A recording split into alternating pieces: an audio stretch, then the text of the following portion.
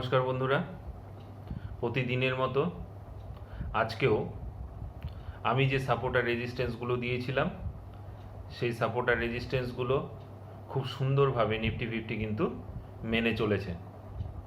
বন্ধুরা, আপনারা এই চার্টটা দেখলে পরে বুঝতে পারবেন যে আমি গতকাল যে সাপোর্ট দিয়েছিলাম 24,651 আর 24,528, এই দুটো সাপোর্টের মধ্যে যেহেতু খোলার সঙ্গে সঙ্গে মার্কেট অনেকটা নিচে চলে আসে নিফটি ফিফটি, সেহেতু আমার যে সাপোর্টটা ছিল সেই সাপোর্টটা কিন্তু রেজিস্ট্যান্সে কনভার্ট হয় এবং আমার সেই রেজিস্ট্যান্সটা তিনবার কিন্তু মার্কেট টেস্ট করে।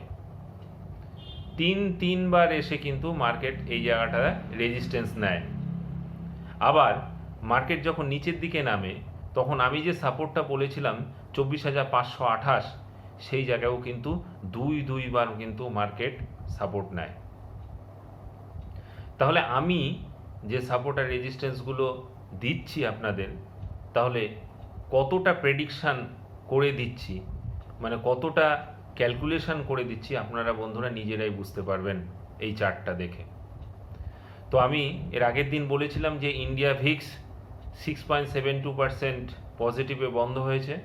মার্কেটে কিন্তু ওপর দিকে যেমন নিচের দিকেও অনেকটা র্যালি হতে পারে, যখন তখন র্যালি হতে পারে, তার জন্য স্টপ লস লাগিয়ে মার্কেটে পার্টিসিপেট করতে বলেছিলাম।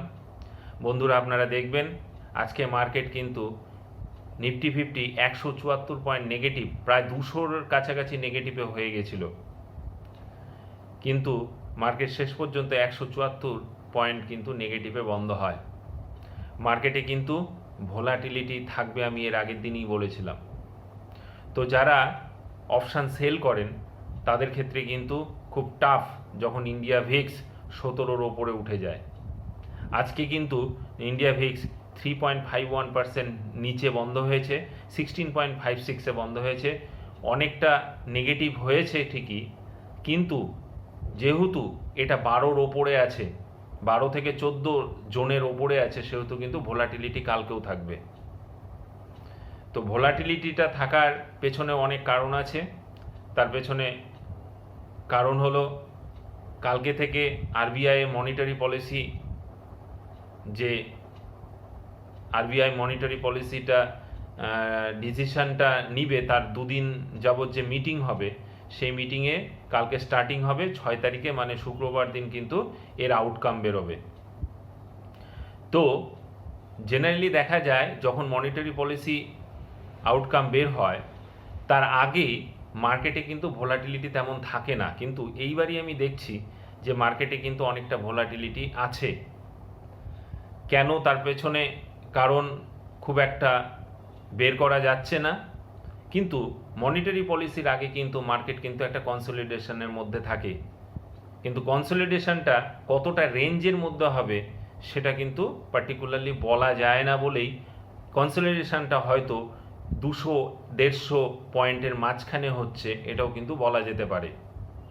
তো আরবিআই মনিটারি পলিসি 6 তারিখে যে আউটকাম বেরোবে, যে ডিসিশনটা বেরোবে, রেট কাট কতটা হবে, তার উপরে কিন্তু মার্কেট অনেকটা নির্ভর করবে। মার্কেট কিন্তু যেহেতু ইন্ডিয়া ভিক্স অনেকটা হাই আছে, মার্কেটে কিন্তু ভোলাটিলিটি তা এখনো থাকবে। তার জন্য বলছি যে মার্কেটে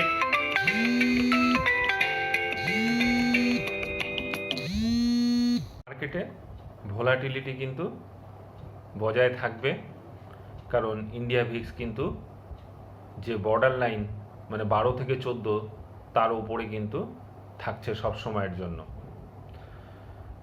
তো সমস্ত কিছু দেখে আমার কালকের জন্য যে সাপোর্ট আর রেজিস্ট্যান্সগুলো হবে সেগুলো নোট ডাউন করুন। ফার্স্ট সাপোর্ট হবে 24,306, তারপর 24,201, তারপর 24,100, তারপর 23,934। আর ফার্স্ট রেজিস্ট্যান্স হবে 24,624, তারপর 24,762, তারপর 24,813, তারপর 24,908। এই সাপোর্ট আর রেজিস্ট্যান্সগুলো আপনারা মার্ক করে কালকে পার্টিসিপেট করুন। আর আমার ভিডিও ভালো লাগলে সাবস্ক্রাইব করুন, শেয়ার করুন, লাইক করুন, তবেই কিন্তু আমার যে খাটনি সেটা কিন্তু সার্থক হবে। নমস্কার, ভালো থাকবেন, সুস্থ থাকবেন।